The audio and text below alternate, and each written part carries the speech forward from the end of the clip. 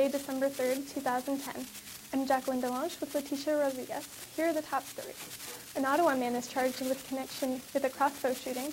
Russia will host the FIFA World Cup in 2018, and Canadian content will dominate the Grammys. And now to our top story. Toronto police charge a suspect in connection with a crossbow shooting yesterday afternoon. The shooting occurred at around 4 p.m. in Main Street Library. Witnesses were shocked as the children from the school below could see. People inside the library say a man shot the victim in the back with a crossbow. The victim, Si Chang, died on the scene. Witnesses across the street saw a man with black hair leave the library and get into a U-Haul truck. An onlooker followed the suspect and wrote down the truck's license plate number, and police arrested Ottawa resident Shou Fang in Scarborough soon after. Police charged Fang with first-degree murder, and he appeared in court this morning. Mayor Rob Ford may have hit a roadblock in his plan to scrap Transit City. Transportation Minister Kathleen Wynne says the light rail project is already in motion and trying to stop it is a waste of provincial funds. Wynne says she'll have a talk with the newbie mayor and ultimately any final decision will come from a full council and TTC. If Ford gets his way, almost $150 million will be lost. Critics say that Ford is being unrealistic in his efforts to gather support for more subways because an extension wouldn't even be completed by the end of his fourth-year term. Still, there's one good thing that can come out of Ford's plan for a subway extension. More jobs. Subway components feature more Canadian-made parts. Ontario's Court of Appeal will keep prostitution a crime until lawmakers revisit the case next year. This past fall, a Toronto judge struck down 3 prostitution laws. This ruling allowed sex trade workers to hire bodyguards and file income taxes.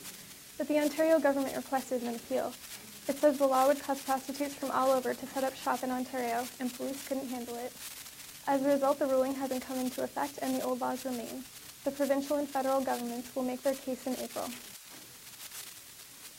Many students at Centennial College travel to and from school using the TTC. It's quicker and more affordable. Here's Alicia Baird with the story.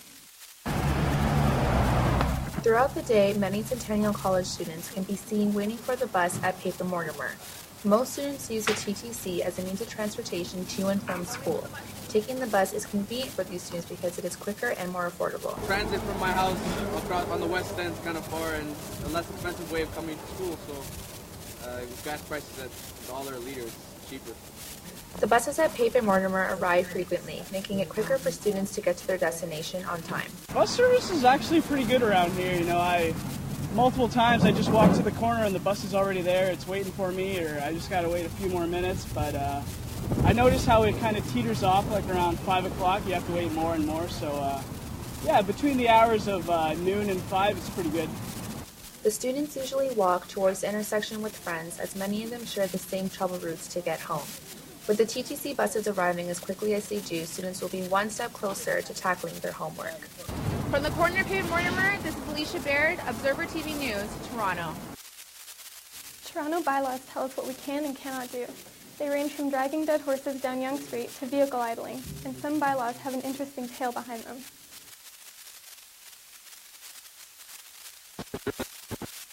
Jaywalking, smoking, and even ball playing. Toronto has thousands of bylaws, but some aren't so obvious. There is a bylaw in Toronto where you're not allowed to play ball hockey on the roads or any of the streets. Why would they do that? Why would they limit a sport that kids can play? Some bring a conflict of interest. In September, the city passed a bylaw which prevents second and third floor store owners from putting A-frame signs on the sidewalks. While it's meant to provide more clearance for pedestrians, Robert Sizak of the West Queen West BIA says it's hurting businesses.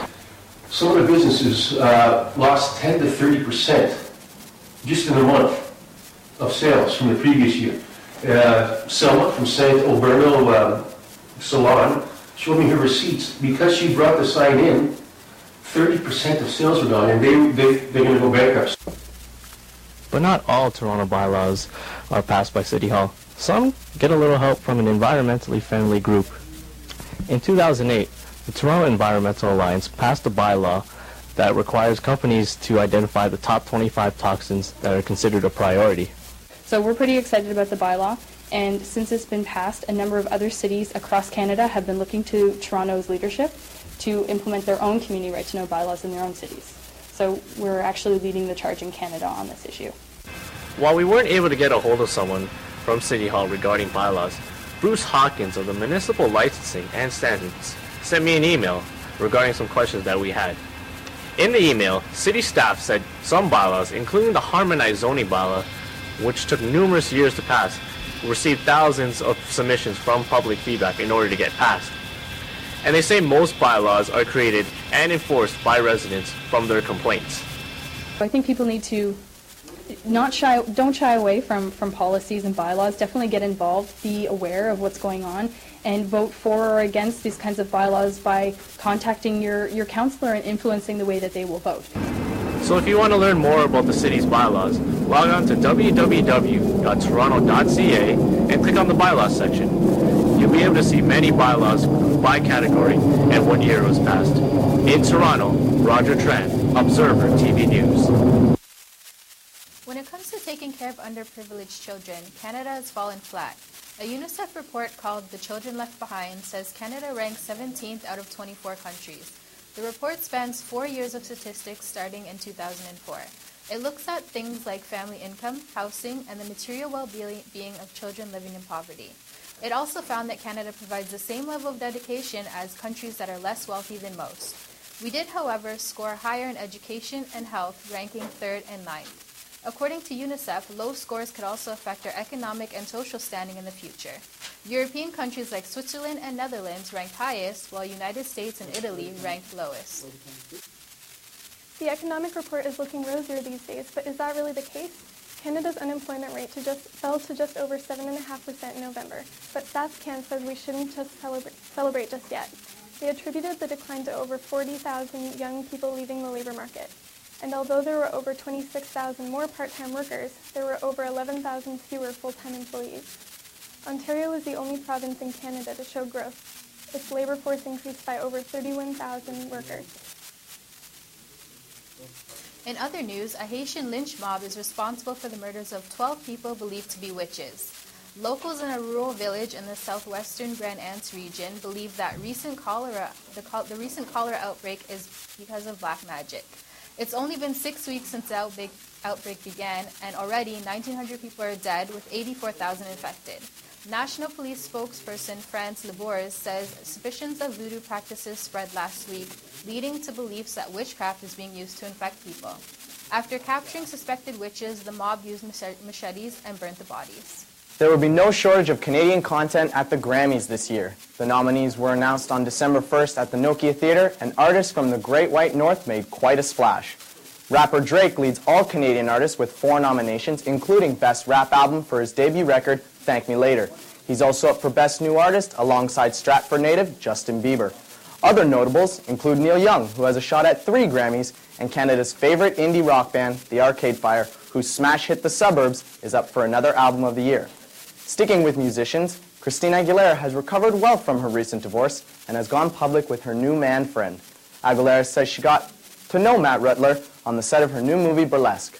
Rutler was an assistant throughout the time of filming, and after many evenings captured by photographers, the couple finally came clean with their relationship. Aguilera says, quote, "Once I filed for divorce, we started dating. I'm not trying to jump into anything. I just left a 5-year marriage. I'm taking it slow and trying to be happy." End quote. And with a little bit more love, but of a different kind, Twilight Saga's 3rd installment, Eclipse, will be released on DVD and Blu-ray Saturday morning at 12:01 a.m. With the release, different movie vendors throughout the country are holding special release parties for the book series turned film. Blockbuster Canada is the major leader in the planned parties, which are being said to run from 10 p.m. to 1 a.m. The main attraction, aside from the new movie, will be a 10-question trivia contest, handing out 10 prize packs to 10 winners from each store. And that's all for entertainment right now. We'll be right back with Meegan Scanlon and more entertainment after the commercial break. 6. Now serving number 6.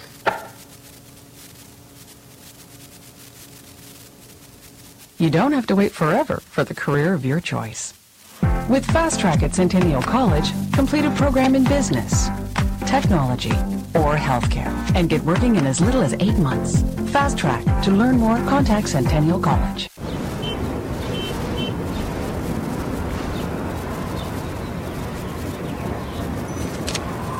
If you don't love what you do, go find something you will.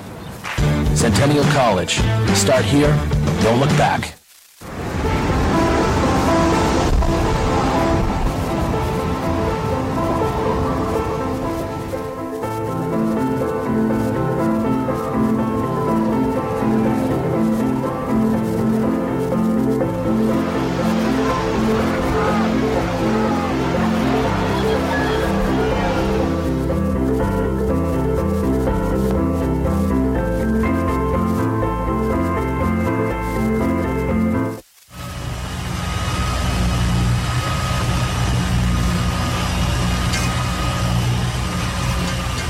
If you don't love what you do, go find something you will.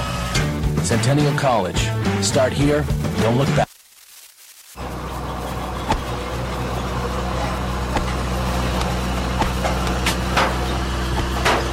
If you don't love what you do, go find something you will. Centennial College. Start here, don't look back. Welcome back and hello everyone. The winner of the $50,000 Sobey Art Award, Daniel Barrow, is showing his work. You can see it at Jessica Bradley Art and Projects here in Toronto. The collection is called Better Than Good and will be on display until December 23rd. If you're in the holiday mood, a Christmas classic will be coming to the big screen. The 1946 film, It's a Wonderful Life, will be showing at select Cineplex theaters across Canada on December 8th and 12th.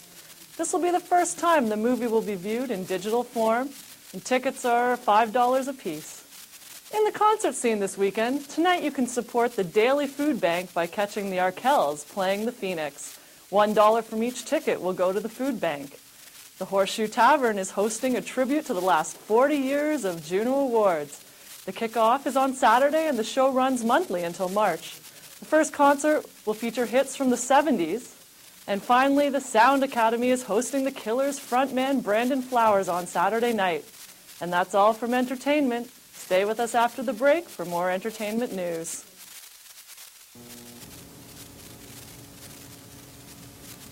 Six. Now serving number 6.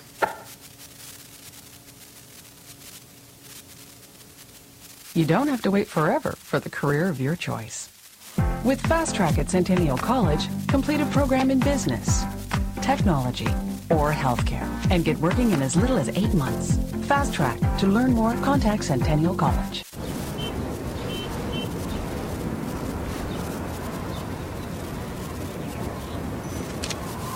If you don't love what you do, go find something you will. Centennial College. Start here, don't look back.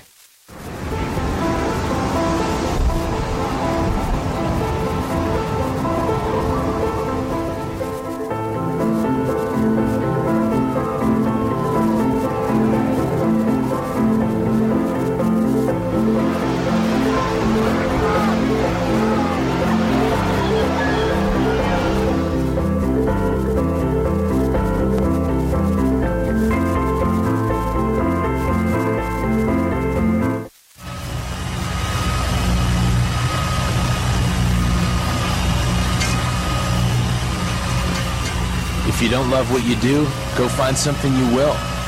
Centennial College. Start here, don't look back.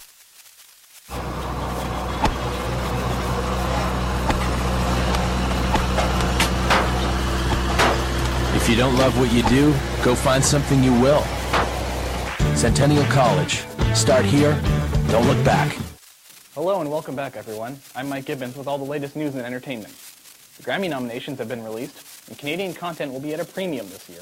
Drake, Arcade Fire, Neil Young, Justin Bieber, and Michael Bublé were all nominated in various categories Wednesday night in LA.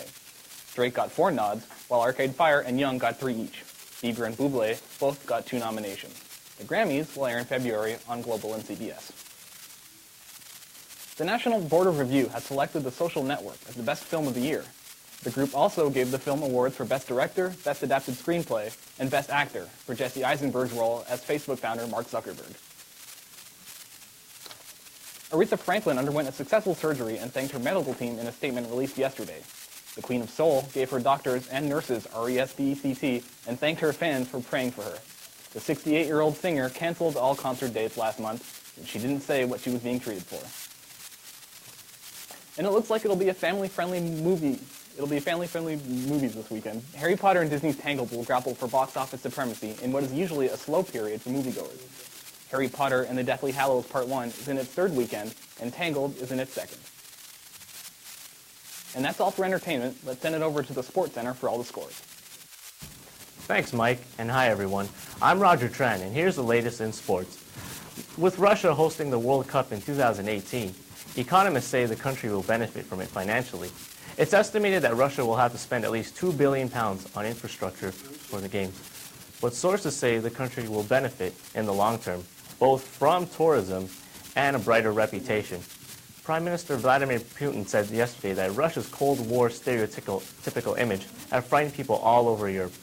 But he also mentioned it's not now the time to describe today's Russia, as it will be stronger later on. Things were definitely heating up as LeBron James and the Miami Heat burned the Cleveland Cavaliers last night. The final score was 118-90 for the Heat.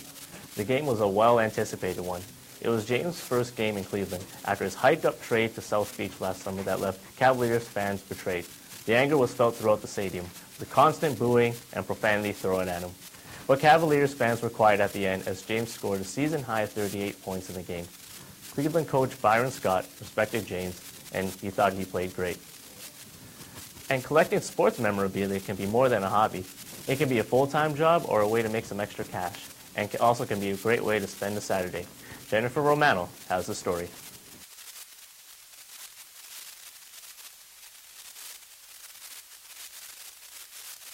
I'm here at the 40th Annual Sports Card and Memorabilia Expo at the Toronto International Centre. Fans are here rummaging through the memorabilia, looking for their next find. Over 900 booths filled the centre. Vendors set up shops to make trades and sell their collections. Bins of trading cards, authentic baseball bats, and autographed helmets spread across the tables and walls. Do you guys have any 1972 the year memorabilia cards? Families, collectors, and fans gather to gawk at the items and purchase a piece of history. We look for a little bit of everything. We like autograph hunting. I just bought a Derek Jeter autographed newspaper copy. And different items that we don't see every day. Trading cards aren't like they used to be 50 years ago.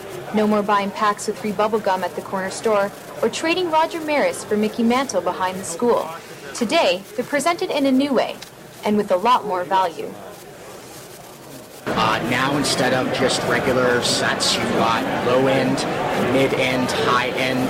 You can pay as little as $1 a pack for a pack of hockey cards, or you can pay a few $100s for a pack of, say, a high-end set like the Cup.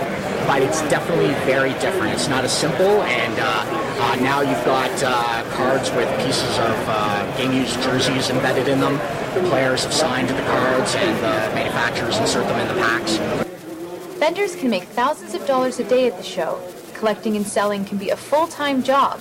They use their fandom to make a living. It's fun. I get to meet the athletes. That's basically how I got into it. We don't ever approach an athlete and say, look, can you sign this for me for nothing? It's a business. It's a business for them and it's a business for us. So, it's a win-win, basically. The show runs until 10 o'clock tonight and from 4 to 6 on Saturday and Sunday. This is Jen Romano for Observer TV News, Mississauga. Despite frustration from fans, Toronto Maple Leafs GM Brian Burke said he's not planning to make any drastic changes for the team. Rumors circulated about the firing of coach Ron Wilson, but he denied those rumors. Hopes for a comeback were shut down yesterday as the Edmonton Oilers dominated the game with a 5-0 win, and frustration grew when Oilers' Sam Gagner scored in the second period with only 3 seconds remaining. The Leafs are up against the Boston Bruins tomorrow.